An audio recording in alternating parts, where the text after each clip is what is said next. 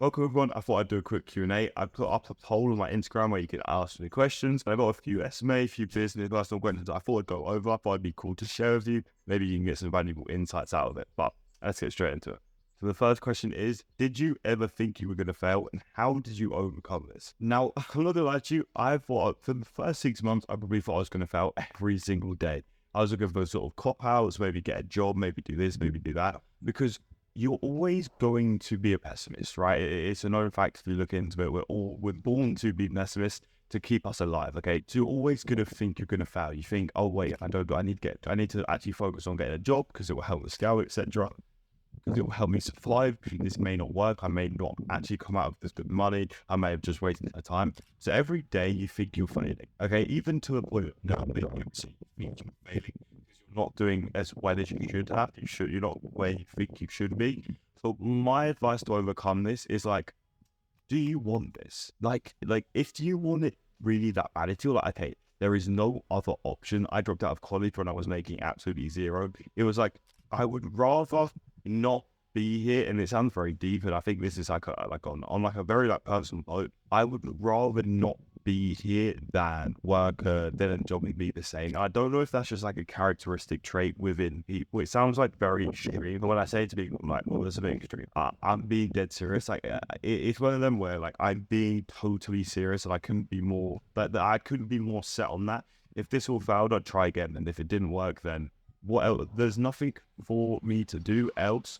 Like I said, I don't know if it is just myself or hopefully maybe you resonate, hopefully not. It's a bit extreme, but it's just one of them things that like, what would life be living for? Okay, and if you don't have that sort of feeling behind it, then it's like you probably won't scale because you're comfortable getting a job. I wasn't comfortable living a life where I had a job. So yes, you're going to think you're failing. I thought I was failing every single day, but you need to make sure if you really want it, you're going to go and do it. My next question is, did you get pushback and sort of grief from your family or friends when you're starting your business model? Now, this should hopefully resonate with a lot of people because you do have to cut loose ends to actually then go and scale. When I started my business, I had a lot of sort of hate from who you would call friends, let's say. So I completely blocked everyone. I've always been quite a rational person. Just do if I'm gonna do something hard, I'm gonna do it fully. So I completely blocked all of my friends that I knew. My family were quite supportive. They didn't agree with college, but look, it was one of the things. It's like, look, I'm gonna live my life. If you don't want to support, yes, completely fine. But like I said earlier, I'm going to do this. I don't care if everything has to be cut out. I don't care what happens.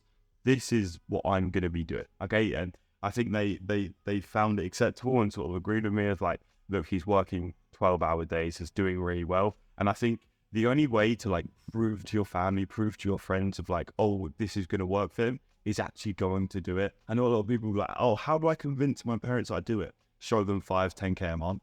Like, well, like, work a good job, go to school, whatever. But if you're trying to convince them, oh, but Harvey dropped out at zero, it's like, it's completely different. I was working 12 hours days and I showed that, like, I've always been someone that finishes something to the end. I go and do something if I say I'm going to do it. So again, that also helps for like, they knew I was going to go and do it. Okay. And showing them this now and sort of like where I am now, they're obviously, because I had that started, obviously. But I think they always had faith. But yeah, my friends completely fucked everyone. So yeah, fuck this. Next question is, how did myself and Luke, my business partner, meet? And have we ever had any sort of conflict within business? So myself and Luke, if you don't know, is my business partner. We met in secondary school. We went to the same secondary school. We were pretty much in the same sort of friend group. After sort of school finished, we started sort of businesses. I remember we started dropshipping. Tried to make a podcast. We've tried Amazon FBA. I think from after, it's one of them where we sort of paired together because we knew we both wanted the same thing. We both wanted to obviously sort of get out of business, have financial freedom, etc. And no one else was sort of like that. So I think you sort of just attract people that when you're trying to do something, you attract like-minded people. I think that's what we did. And he's here with me inside the company retreat. So yeah, and for the conflict, I think you're always going to have different ideas, but at the end of the day, you come to some sort of agreement. If you don't, the business is never going to work. He may say, oh, let's do this. And we've had many times like, oh, let's do this. No, don't do that. You may sleep on it, okay, you come with an actual explanation on like why this makes more sense. And then at the end of the day, I may say to him, okay, yeah, that's fair enough. That makes more sense. You just need to not be so stuck in your ways. And if you're arrogant and naive, you're never going to work well with a business partner. One of the things, if you do have a business partner, need to be open to what they come to the table with their ideas. And if it doesn't make sense, you need to explain to them, look, that doesn't make sense for X, Y, and Z. And if you have something to represent, you need to come to them with an actual business proposal. This isn't like, oh, we're just mates, I'll do this, do this. They come to him with a business proposal. He has to come to me with one. Otherwise, when we move ahead with it, we're trying to scale a business. We're not trying to just have like a fun little thing that we have going on. So it is more of an actual business partnership that actually allows us to scale. The next question is, what is the best platform right now to promote on? Is it TikTok, YouTube, etc., to grow my sort of social media marketing agency? This could be like for coaching, consulting, etc. My recommendation is, if you don't pick one platform, you pick absolutely everything, because one, you can just repurpose content on every platform. Two, you get the most reach if you're everywhere. If you're only on, because YouTube and Instagram sort of viewers are completely different sometimes, where I would have a funnel on YouTube that targets a different audience than I would on Instagram, because I target two different people and it makes the most sense. So that's what I do. Make sure you're posting on just every platform, because you get the most reach. Why would you? It's like, would you rather post to one platform and only get X amount of reach, or would you rather post to every platform and get infinite reach, right?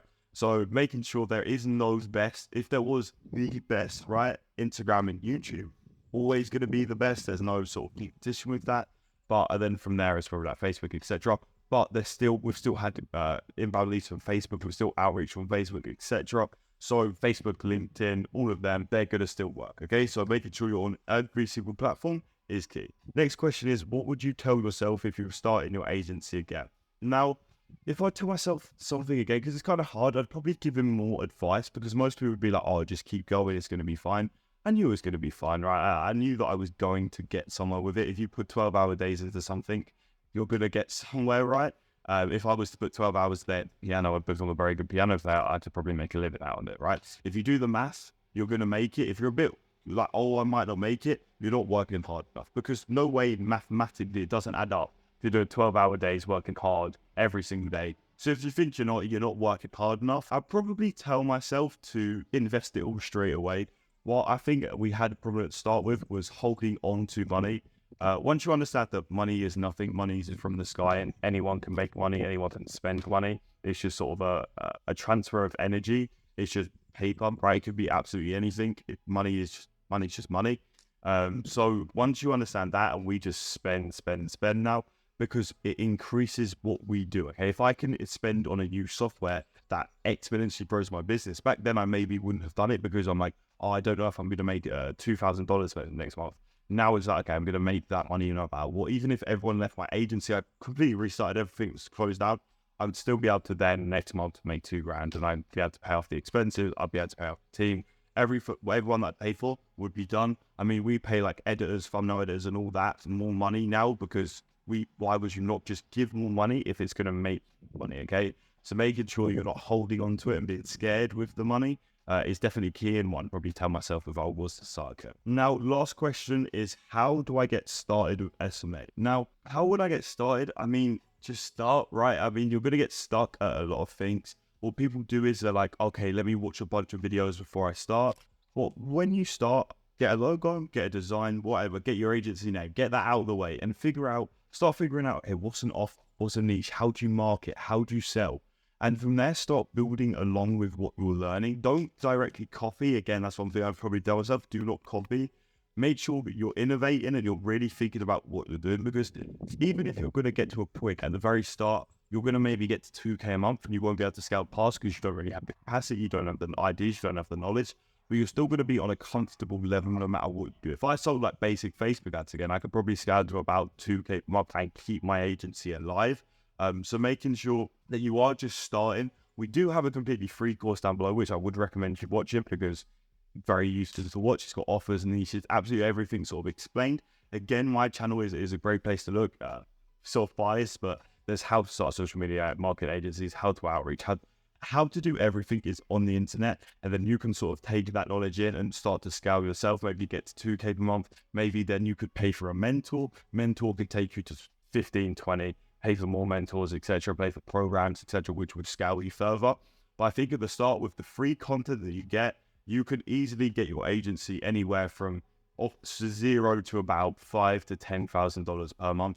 It may take you a little longer, but having that money, and then, like I said, don't be scared to spend it. Spend it back on programs, courses, anything that will invest back into yourself to then scale further. I'd recommend you do it. But apart from that, hope you boys enjoyed. Hope you found that insightful into sort of my life and my business at the moment. I found it sort of valuable. My Instagram is linked down below, harveywarner.mx. And like I said, there is a free course down below for SMA owners if you want to watch it. But apart from that, I'll see you boys in the next one.